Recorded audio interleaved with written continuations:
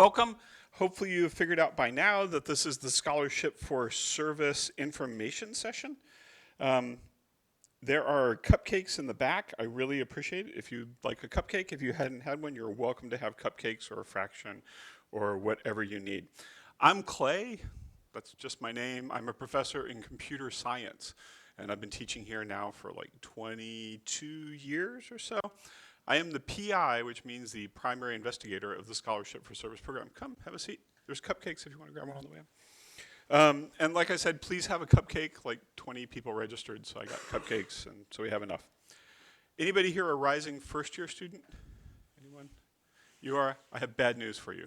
The bad news is that you're not eligible this year, and I forgot to send that out. I'm really sorry I wasn't clear. However, you can stay and watch and then learn for next year, or you can grab a cupcake and leave if you have better things to do. I'm not going to be insulted either way. This is my fault. I didn't warn you. Okay, good. So, all right.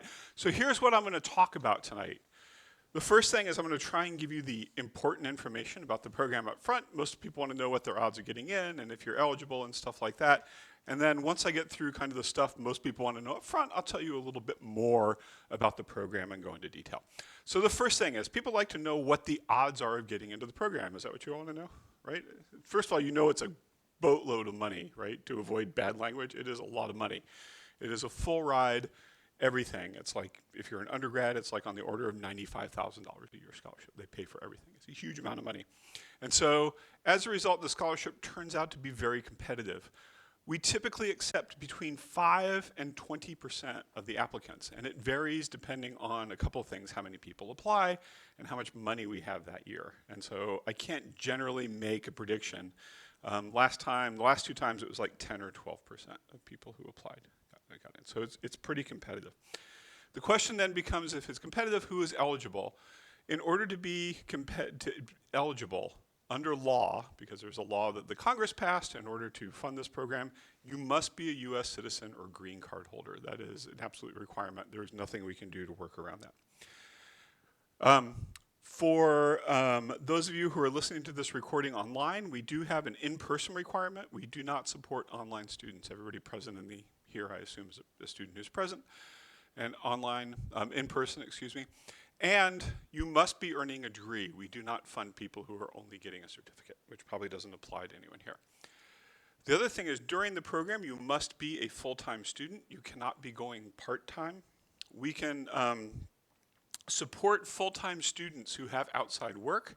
So if you are a student who is, like some people are listening to the recording, are coming from a government job or an outside job, you might have a full-time job. We can support you. In that case, your stipend, which is like the living fee, is reduced or eliminated. And we end up only paying for tuition and professional development and things like that. You don't get a stipend with the assumption that your outside work is supporting you. I'm just going to say, for people listening who have a job, and maybe if anybody here is in this situation, the stipend is typically less than you will make being employed. So it's not necessarily a bad thing to not get a stipend. If you're working, you can keep advancing in your career. Now, the only downside of working full-time is that you have to work your job and you have to be a full-time student. That can be a lot. Many people are capable of doing it. I'm going to mention one thing different this year than prior years, and this is an oddity for this year. This year we have planned to admit about 7 or 8 students. It sort of varies. We have a little bit of flexibility. Sometimes if we get very strong applicants, we pull some money forward to fund them. This 7-8 students is across all academic programs. As I'll talk about, we support undergrad, grad students, law students, kind of anybody who's going to get a cybersecurity job. And so those applications people are accepting come in from all the programs. Typically, what we try and do is we have some scholarship students we support only for a year. So if you're a junior who's going to be a senior, we can support you for 1 year, and then that's fine. Something happened, though, in that we received pretty unclear guidance from the NSF that we should not support students for a year. And the reason I say it was unclear, because the guidance essentially said, hey, some of you are trying to get, and this went out to all the people in the program, there are many other schools, and they said, hey, some of you are trying to get 1-year students, just stick with the plan and don't admit students for 1 year on an ad hoc basis. That was the email I got. But our plan, when we submitted our budget, actually had 1-year students in it. And so I've been trying to figure out if I can stick with my plan and get 1-year students, or if I'm supposed to have 2-year students or more. So we're expecting 7 or 8 students. That includes 2 or 3 one-year students. We might have fewer if we get guidance to not admit students just for a year. And I'm trying to work it out. My belief is that we are going to have one-year students because they're slow often to answer my emails, and I'm just going to be like, hey, if you don't tell me not to take one-year students, I'm going to stick with my plan. And I think that's probably how it's going to work out, but I cannot guarantee it. Okay? So that's most of the stuff up front. Any immediate questions? Yeah? After this semester, I only need 6 more classes, and so I was like, Okay, so full-time means different things. So full-time means different things depending on what program you're in. We will require you to be full-time, which is to take, as an undergraduate, what do you take, 4 or 5 classes normally? And then in your final semester, you only have to take as many classes as you need to graduate and to complete the terms of the program, because you might have to take an additional class or 2 in cybersecurity to get enough. Does that make sense? So, okay. Any other questions, Bailey? Okay. So let's just talk about what this program is and why people are willing to give you this giant, enormous boatload of money to do something you might want to do anyway, right? And here's the problem that government has. People with cybersecurity skills are expensive to hire, like very expensive to hire, right? Because you can go out and get a job with Google and make like 3 times as much as you would working for the US government. Right? Because the government pay scales are fixed, and people who pay taxes don't like paying people and stuff like that. And so why work for the government when you can get a lot more working someplace else? So what this led to is a shortage of people in government who are able to do cybersecurity. Now, the interesting thing about cybersecurity is you all are aware that there are other countries in the world, and we are in competition, and many of these countries are like attacking our computer systems to steal information that we have so they don't have to get it recreate it themselves. So really, cybersecurity government is where it's at, because they are doing the cool stuff and they are facing actually the most threats. So this led to a shortage of governmental workers who can work in cybersecurity. So what is the solution for this? Well, they can't pay more because there are laws about what you can pay government workers. So the idea instead was to offer scholarships. And you can sort of think of it in a way as like prepaying your salary. You join the program, you get your education paid for, you get a stipend. We'll talk about the details about this. And then when you go out and work, if you sort of look at the time you had the scholarship and the time that you're required to work, it's almost as if you were getting that larger salary just spread over those years. Like the money sort of works out the same, okay? So that was their thing. And so now we have the Scholarship for Service program. What's been interesting about this is this has expanded greatly. Like 2 years ago, there were like 60 schools, and now there's about 105 schools across the country. Like there is a big need for cybersecurity workforce, and the government is expanding. The schools that are in this program vary widely. There are a lot of different schools in this program.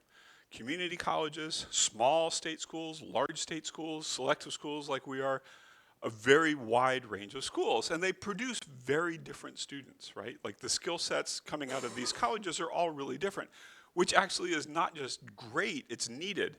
Because cybersecurity, when you say cybersecurity, it's like you're saying medicine, right? How many of you would just go get your medicine degree and then become a medicinist or something like that, right? That's not how it works. You don't get a medicine degree, you specialize in some particular area. And like you're a doctor, or a nurse, or respiratory physician, or a nurse anesthesiologist, or billing specialist, or manager. I mean, there's just like things go on and on, like the different specialties you can be in. And cybersecurity is quite similar. If you look at the types of jobs that are available, there's like system administrators, people who run systems, cyber defenders, they're people who make sure systems are secure, forensic analysts, something has gone wrong on the computer and we want to recover evidence to see what we can prove or who we can blame as a result. You got your software engineers who are actually coding, system analysts who put together very large-scale systems so they work in a good way, program manager, like people who are overseeing the development of stuff and hiring, program auditor, cyber policy and strategy planning. There's just like tons of jobs. And I've picked these out. These are like the smallest fraction of jobs that I could say in here. There's in fact an entire document about the different jobs that you can do. Hey, how you doing? Come on in, grab a cupcake if you want. So there's like a ton of jobs, and and you can look at this NIST SP 800-181 Cybersecurity Workforce Framework, and they sort of go through all the different possibilities. There's just tons of jobs, okay? So the Scholarship for Service program, and I'll just mention for those of you in STIA who are used to SFS being the School of Foreign Service, to me it means Scholarship for Service here, acronym collision. So the Scholarship for Service program turns out all these different types of students and more, right? Just tons and tons of different things. So how does the program work? Students who come into the program get full support. And full support means literally everything. If it's tuition, you get it paid for. If it's a required fee, you get it paid for. You get a stipend for living, which I believe is currently $27,000 for undergraduates and $37,000 for graduate students. This is paid in 2 lump sums, one at the beginning of each semester, okay? You get $6,000 for textbook and professional development, and we'll talk a little bit more about professional development, and you get health insurance, okay? It is a boatload of money. I mean, literally everything is paid for. For professional development funds, you get to choose what to do with most of this. Like $6,000 goes to textbooks. How many of you all spend $6,000 a year on textbooks? Like no one, right? Maybe a couple of grand, so you have like $4,000 left. One of the requirements, though, is that you have to go to the job fair. There is a program-wide job fair for all 100 or so schools in it. All the students come.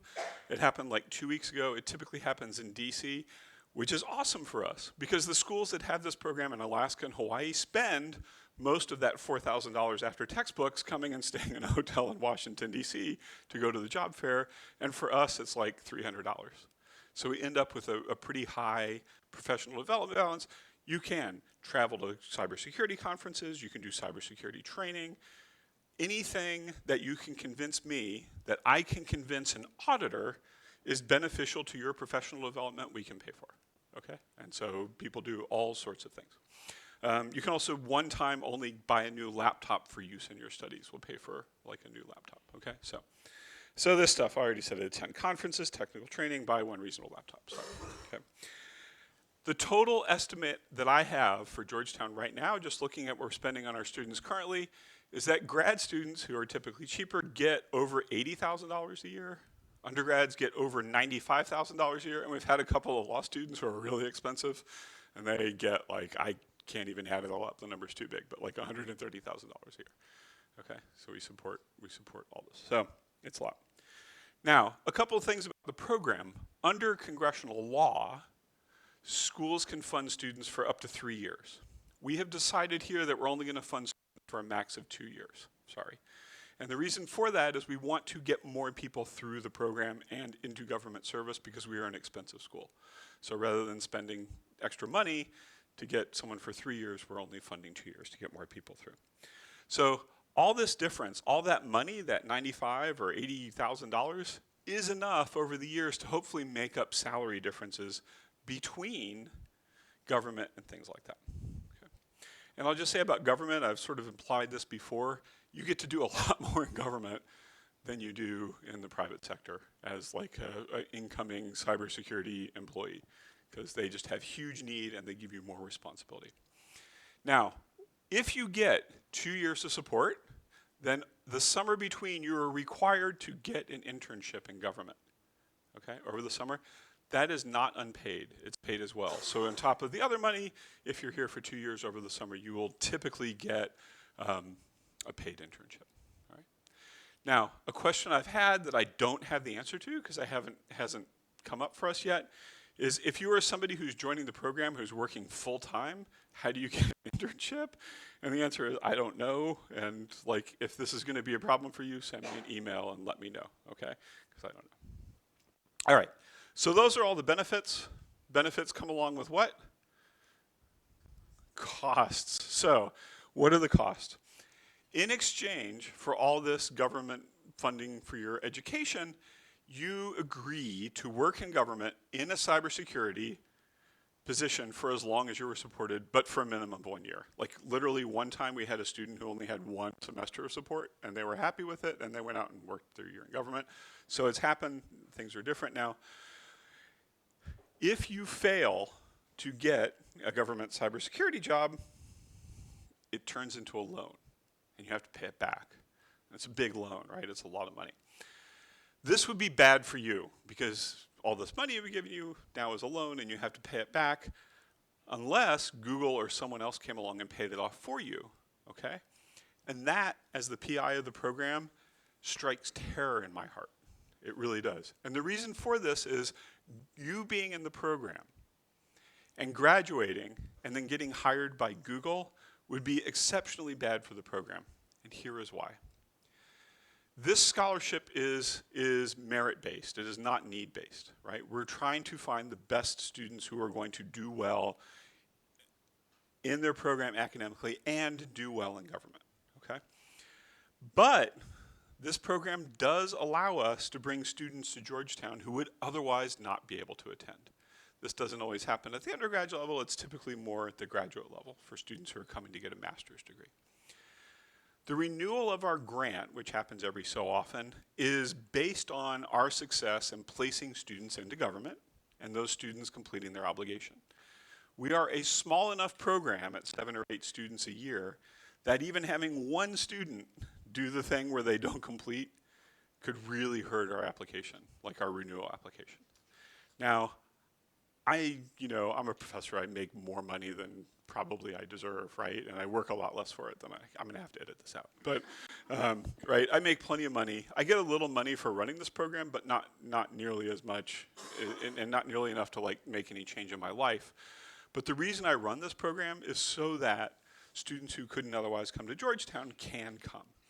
And if you were to like just neglect your obligation and not do government service, it wouldn't hurt me, but it would hurt other people who wouldn't be able to come to Georgetown at some point in the future. Does that make sense? Everybody with me? Like, this is a huge opportunity for others, and you have the opportunity to mess it up for everybody behind you. And I really, really, really don't want that to happen. So we take really this work obligation incredibly seriously. This is like not just like something you have to sign on. I would look at it as a moral obligation, because if you, particularly on purpose, didn't succeed, you would be damaging other people. It's not just about you or some failed program. There's people who would possibly be hurt by this. So if you accept a loan, you can damage the whole program, and that may prevent others from coming. Okay, and you're going to hear this if you apply during the interview process. We're going to flat out ask you, are you the type of person who's going to do bad things and screw other people behind you, right? Not in those words. Okay, so everybody good on that? So you have to go and get a job. Other things you have to do. While you're getting educated, you have to take enough cybersecurity courses to make you employable. That's pretty easy. Most of the programs you're in, it's like 1 or 2 or 3 courses, and we have a couple of seminar courses that we give to you as well, so that you will, be well prepared. We are not just a scholarship. Let me just rephrase this. We are just a scholarship and not a degree program. If you're listening to the recording, this isn't always clear. Other schools often have a dedicated degree program that goes along with their scholarship for service program, and the scholarship, we don't do that. So we just give a scholarship, and you have to apply to or be in and succeed at a different academic program. Okay, everybody makes sense? It probably makes sense if you're here. This is more for outside applicants. So if you're applying from outside, you must apply to a degree program as well as to the scholarship if you're not in one already. Now, the required courses differ by program, depending on what program you're in. We work with you. There's a lot of choice. In computer science, network and security and information assurance, we require crypto if possible. STIA, the same, except you don't need the crypto course. So essentially, you need to get a minor in computer science to get the technical background. Okay. SSP, the Security Studies Program, we don't have a lot of control. We don't have a lot of control over what is offered, so we sort of make the best as we go along and work with each student to make sure they get enough things. The Masters in Cybersecurity Risk Management, you're good if you're applying for that program, no problem. And the thing is we can support other programs. It just depends what's going on in there. For example, like I said, we've supported law students. We do have like a tech law center and a cybersecurity center, so we've had law students who went into cyber law and policy, and we supported them. So in general, we can support any program that teaches enough cybersecurity to lead to employment. Okay, so if you are interested in some program that I haven't listed and you think it teaches enough cybersecurity, send me an email, later, and I can help you work that out. Don't apply if you want to apply to a different program and you haven't emailed me. We've had people apply and go, why didn't I get in? And I'm like, because you applied to a program that has no cybersecurity whatsoever and you wouldn't get hired. Okay, so, all right, a few other requirements. There is a seminar during the year. We have a cybersecurity seminar. It's mostly to get the cohort together and make sure everything's going on, to give you a background in government policy and hiring processes and things like that. This meets typically every 2 to 3 weeks during the academic year. Currently not for credit. It has been in the past, but grad students had to pay for the credit, and we decided that it would be better to not pay for the credit, and then we had more money to give to other people to get through the program, so that was our choice. We have a communications seminar, and this is all about cybersecurity stuff. It is a 1 credit hour course for the first 2 semesters in the program, and you will attend that like as a cohort. It's all about writing and speaking and things like that, and most of the time when you're doing it, you are working off of government policy documents, so you are learning the government cybersecurity policy at the same time. You are required to look for your own jobs and internships. This isn't like you join the Army and then they say you're going to be a cook and you're going to be a tank driver. You have no choice. In this, you have a choice of what job you do, and there's a lot that qualify. So you're going to be looking for internships and doing job hunting, which takes up time. It's like sort of annoying, right? Because you got to check in on what's going and apply and interview and talk like that. You have to go to the job fair. I mentioned this earlier. This is a program-wide job fair, typically in January. Like recently, they've started having it on the first day of Georgetown classes every January, which is an unfortunate conflict, but we make the best and we go, okay? You will have to go to the job fair unless you have a job arranged. And by arranged, I mean your contract completely signed, okay? Everybody repeat after me. I will go to the job fair. All right, well, you don't have to because you haven't in, but if you get in the program, you have to, okay? Okay. So the job fair isn't bad. It's like a day and a half. It's like an evening award ceremony thing, and then the next day you go around and they have a giant room with like 100 booths from different government things, and you get to go and talk to all the different recruiters, okay? And like you go look for jobs there. It works really well. One thing I do want to point out is that how many of you all would be worried that you would join this program, you get a boatload of money, and then you wouldn't get a job and you'd have to pay it back? That's a frightening thought. It is unlikely to happen. And the reason it's unlikely to happen is because the Scholarship for Service graduates are in incredibly high demand by government agencies. A number of years ago, they did a survey and they said, hey, you're hiring, like each agency, they go, how many cybersecurity people are you hiring? Where do you expect to get them from? And they added up all of the answers, like we're hiring and we're getting them from the Scholarship for Service program, and the sum of all the people who expected to hire Scholarship for Service students was like 3 times the actual number of students. So there's huge demand. The other thing about it is that in many agencies you fall into a special hiring category. Because you are part of this program, they are allowed to bypass a lot of the governmental hiring procedures and hire you much more quickly. In fact, we've had students who go to the job fair, they walk in at 9 o'clock in the morning, someone goes, hey, can you interview at like 9:45? And they're like, okay, and they go over to the room and have an interview, and they get a job offer before lunch, okay? So it happens really fast. We had one student this year that happened to. So it's possible to get a job very, very quickly, okay? So it is incredibly unlikely you will not get a job. I will also tell you that hopefully nobody falls into this category. We had one student once who was like, there was like a deadline of when you have to have a job. They were getting very close to that. And OPM, which is the Office of Personnel Management, started calling and they're like, hey, where's this student? I'm like, they have a job, they're just waiting for the security clearance, they should get it any day, and they're like, they're running out of time. And then like the week before they were about to run out of time, OPM is like, all right, they don't have a job, we need like a classified file clerk in the sub-basement in Oklahoma City, and it's like a GS1, or it's like a really low, you know, something like that. And they're like, that's the job they're going to take if they don't have it. And I was just like, what? And then they got their security clearance and it all worked out. But they will find a job for you. If you are having difficulty, it will not be the most highly coveted job. Okay, so you will get a job.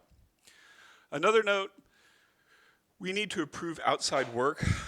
This stipend supports you, right? Because that's going to pay your bills and stuff like that. We allow jobs essentially that advance your career prospects. Like what we want to do is have jobs that you're working in that give you some sort of cybersecurity background or experience. before you go. So you sort of have to get it approved a little bit.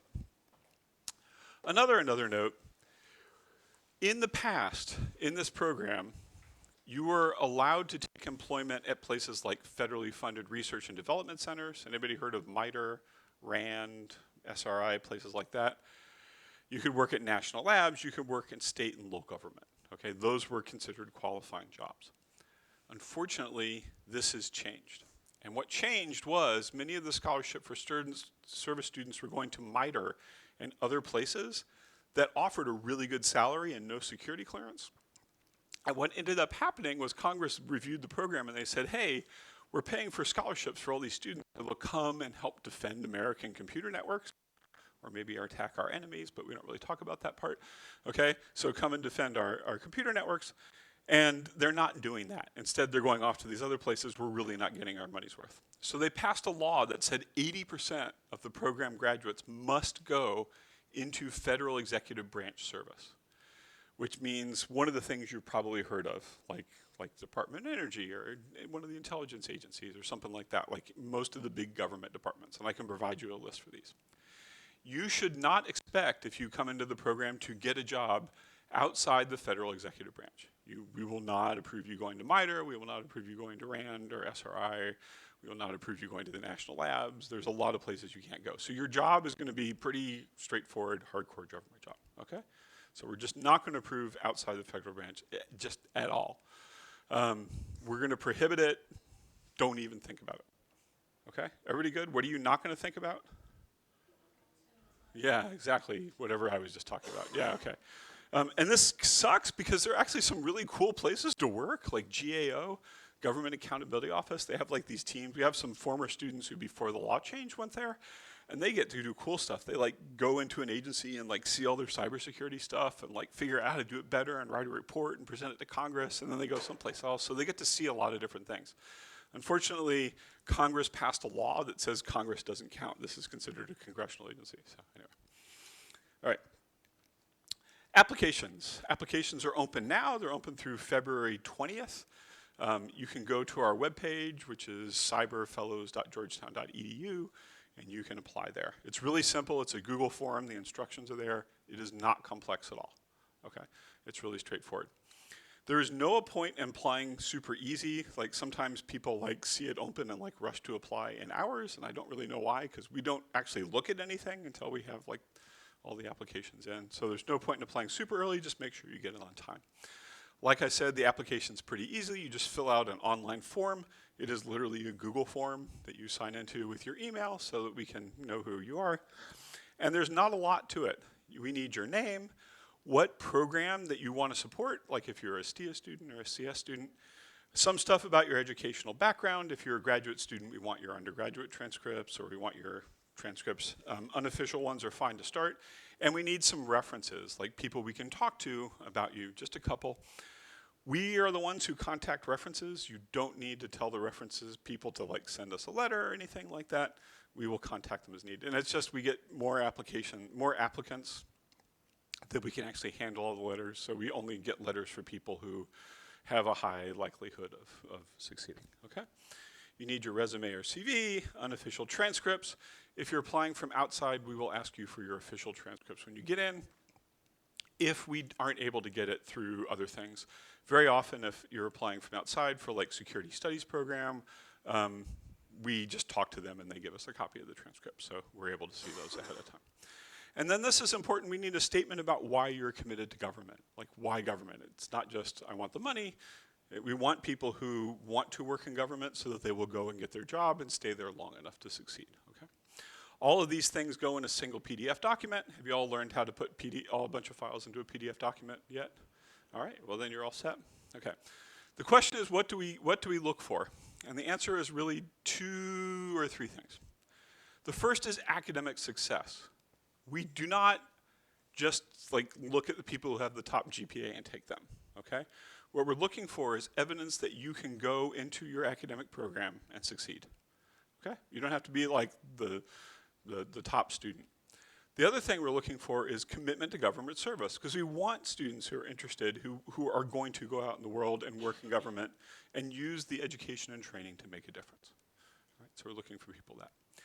And then this is sort of a minor thing. It's not as important, but it helps a little bit, is your ability to get a security clearance. This is, again, not required. A lot of students get jobs that don't have security clearances, but, I can only go one way on my phone. So security clearance is not required, and a lot of students get jobs without them, but we need to be able to place students. Like, we literally need to be able to place students in order to be able to get renewed, and students who have the ability to get security clearances have a lot more job opportunities. And so it expands our success rate, so we do that. Things that cause problems for security clearance. Is anybody familiar with security clearance? Anybody have one? You don't have to admit it.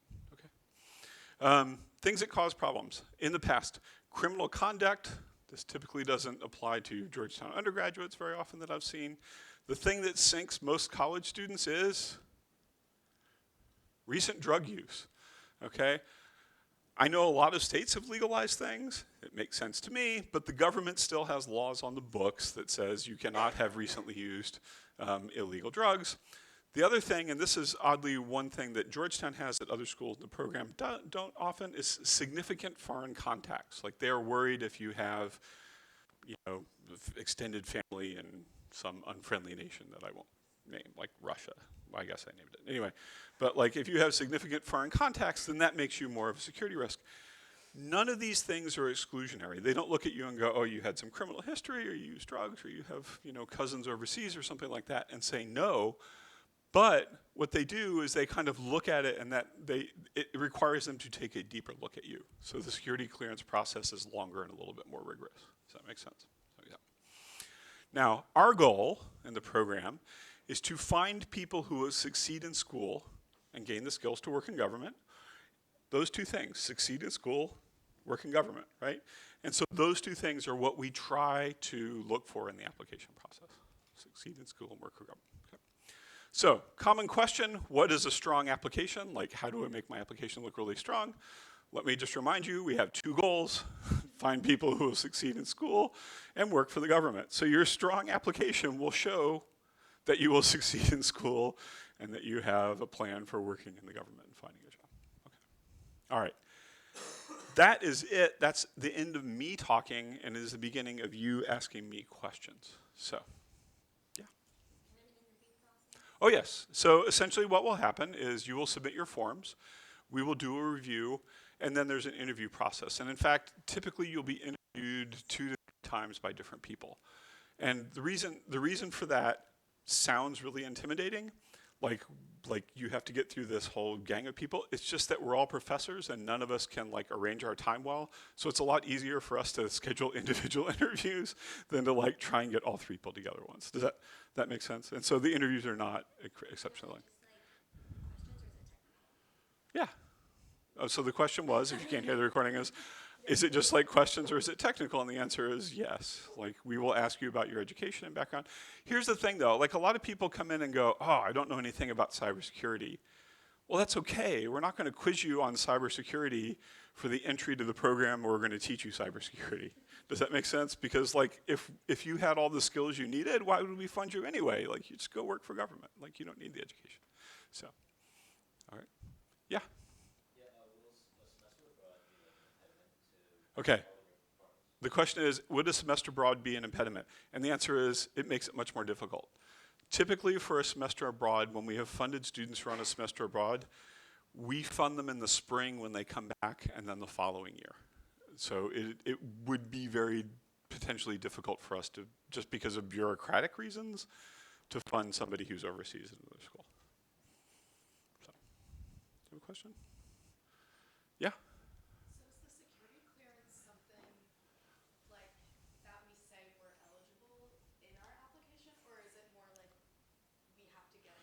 Okay, so the question was, for those of you on the recording, is the security clearance something you say you're eligible for or you get later? And the answer is, I'm sorry I didn't make that clear. You cannot apply for a security clearance until you have a job offer, because the process is time consuming and expensive, all right? So what will happen is you'll get a job, and once you get a job, then like there's a whole process that happens where the people who are hiring you go, oh, we want you to get a security clearance, and then they kick off this whole thing. So you will not get the security clearance while you're here. What we will do during the interview process is we will talk to you and we'll ask you questions like, Do you have any close and continuing foreign contacts? Have you used drugs recently? Right? And it's not that we really want to know. It's just like we're just trying to get some assessment of things. Okay. So does that answer your question? So you will not get the security clearance here. You will not be able to get it until you actually have a job offer that requires a security clearance. Yeah. No, go ahead, please. My other question was, if you're a rising sophomore, can you apply and get it like sophomore, junior year, and then, No. so you have to be a junior? Yeah, the question was, if you're going to be a sophomore, can you have it sophomore and junior year? No. The reason for that is because there is a time limit from the time we stop funding you until you are required to be in a job. And so we only fund people who are like if we fund you for a year, you need to be a senior. If we fund you for 2 years, it'll be junior, senior. So if you are rising, if you're going to be a sophomore next year, I apologize for, but we'll do this next year too. So, yes, sir.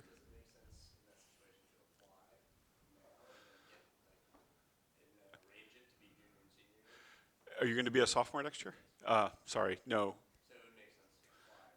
Yeah, you apply. We like with very limited exceptions, we only apply people. And the exceptions are is we do have a summer program where we try and recruit underprivileged kids. And for those students who are applying to Georgetown, we will consider their application in terms of holding a spot for them a couple years out. But if you're already here, then we'd prefer you, like we won't hold a spot for you, essentially. So apply when you're eligible. Does that make sense? Because otherwise, like you realize that I mostly run this program, and I have to keep it as simple as I can for me. Otherwise, I'm going to screw something up, and then, so, yeah. Kind of along those lines, if, you know, there's a lot of different programs out there that'll Yeah. help fund education. Uh-huh. And if you're here like on need-based aid and like Yeah. this is kind of going to determine like Uh-huh. the course of like everything, Yeah. we still can't apply ahead of time. Yes, unfortunately, right? Unfortunately, you can't. So if you're here and like, you know, it's difficult, we would love to fund you. It's just that we can't, like, the, I would like to be able to do that. The budgeting for it is really complex. Is the difficulty for me. So, yeah. If you have a pending or active security clearance, Uh-huh. do you guys like support the like renewal of it so that you can Okay. have it? So the question is, if you already have a pending or active security clearance, do we support the renewal? And the answer is no, we can't, because we're not. Okay, we, in terms of the scholarship program, are not people who can hold security clearances. I have this vague awareness that someone in the university does like classified research, and there's some way that they can hold a security clearances, but like they're space aliens as far as I'm concerned. I've never met them. But here's the answer, okay? If you have a security clearance and you're working with an organization, you can work with that organization part-time enough to maintain the security clearance while you're there, if that works for you. Does that help? Yes. So we've had students do that before who came in with security clearance, and what we did is we arranged for them to work so like 10 hours a week was the minimum they could work and maintain their security clearance. Even if you obtain a security clearance through a private company and not through the government. Okay, if it's a private company security clearance, then you can't work for a contractor when you're done. So honestly, we don't really care about that. But I mean, if you wanted to, you could work at a contractor to hold your clearance in hopes that it would help that your clearance would be better. But if you got a clearance once, it's a pretty good, and you haven't done anything horrible to screw it up, there's a good opportunity that you would get a security clearance later. And then another question, is there like a terms and agreements like of staying on for like if you get a job in government and you do this program, you get your job, you work there for like let's say like 3 years and then you get an opportunity to work for like GAO or something like that? Like, Okay. Absolutely. So the question is about jobs. So you have to work for a qualifying job, which for us is a federal executive branch job. You have to work in a job that qualifies for the amount of time. So if you get 2 years of funding, you're obligated for 2 years of federal executive branch employment. That doesn't mean it has to be the same job, the federal executive branch, for 2 years. We've had students who graduated, found that the job that they got wasn't a really good fit for them, and then changed jobs like inside the 2 years, and that's fine as long as both jobs are qualifying. Normally it's like a 2 year like commitment. It's 1 to 2 years, yes, depending on how long we support you. Do you know if you guys do like programs where it's like you're still allowed to do school during that time? Like I Oh, you can. There's people do co-curricular masters with like yeah. There's people who go out like once you're out of this program and you're working government, you are just a normal government employee. Like we ask you to. while being in this program, you could also be a student, and that doesn't like mess with anything. Or does it? You have to be a student while you're in this program. There's no option. It's like we're not going to give you a scholarship for not being a student. Right, but if you get if it's like a 3-year, 4-year commitment.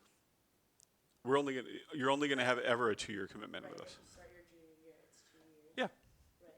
So if you After you graduate. Uh-huh. you're still a student. When you graduate and you're out of school, you're no longer a student. You're a government worker. Right, but you have those 2 years that you still have to be. Yeah. Uh-huh. Otherwise, it converts into a loan and you have to pay it back. Affect, like if you choose to go to grad school during those 2 years. No. Okay. Yeah, I'll tell you, if you want to go to grad school after this program, you are limited to a maximum of 3 years in the program, regardless of the school you are in. So you couldn't be a part of the program here, for example, and do 2 years on the Georgetown Scholarship for Service program, and then graduate and then go over to the George Washington Master's program for 2 years. Right. Because you can only have 3 years total. But you could, like once you're out of here and you're working for government, we occasionally will say, hi, how are you doing? But we don't care after that. If where you're working wants you to go to grad school, you're good. But you could enroll in like a Georgetown grad school. You could, sure. And it wouldn't. Yeah. Yeah. Like once you have gotten your degree and you have a government position, you go on with your normal life. And if there's other things outside work you want to do and work will support you, you're good. You don't have to ask us for anything. So, yeah, Quinn. Are these jobs typically in DC or are there like jobs across the country? What do you want? Like they're not assigning jobs. You get to apply for whatever job you want, and so you can choose where to go. Now, government has cybersecurity need all over the country. There are a lot of jobs in Washington. Like just because intelligence agencies are here, we place a lot of people at NSA, we place a lot of people at CISA, and those are all kind of local. So just because it's Washington, many people go here, but not everybody. We've had people go out to San Diego, I think, which was a pretty cool place to work. So, yeah. Did you say that in between your years of like funding, like in the summers, you got to work? So it's like after your year of funding, the summer after like your first. No, if you get 2 years of funding, you'll be required to get an internship between your junior and senior year. When you graduate after your senior year, the expectation is that you're going to go work for government, so you don't necessarily need another internship then. The point of getting the internship between junior and senior year is that, like most people, I would say, I don't know, 60 or 70% actually go work for the place they got the internship.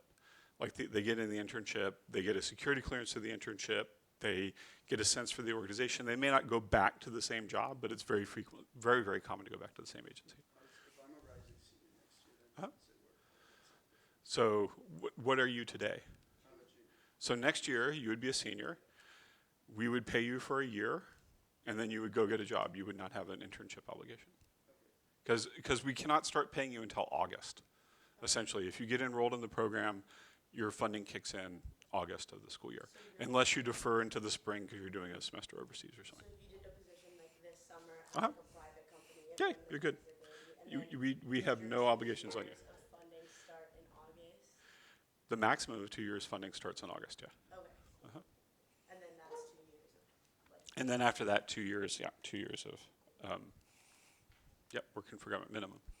So, but a lot of people stay. I mean, like, government's cool, right? Not everything is about money. You get to do much cooler stuff in government. So. Other questions? But I just don't like the government that like. You can, once you're done with your federal executive branch service, you can go work anywhere you want. Right. And if it's in government, you can work in places that don't qualify if you want. So that's totally fine. Yes, sir. Do you still recommend like applying even though like Essex or God like is not like total like Sure. Apply. It doesn't hurt you to apply. It's easy. And we might look at it and go, hey, you are special in some way that we want to support you, and let's see what we can work out for you. Yeah, we've had I mean, I think at this point we've had like 38 students graduate or something, and I think 3 of them had done, and I'm ballparking based on vague memories at this point, but we've had a few people who came in the spring after they were doing a semester abroad. So that's possible.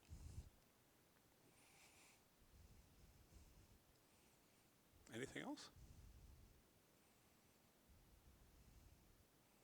Wow, I don't know why you're staring at me then. So, like I said, applications are open for like the next month. You can find out. Thanks for coming.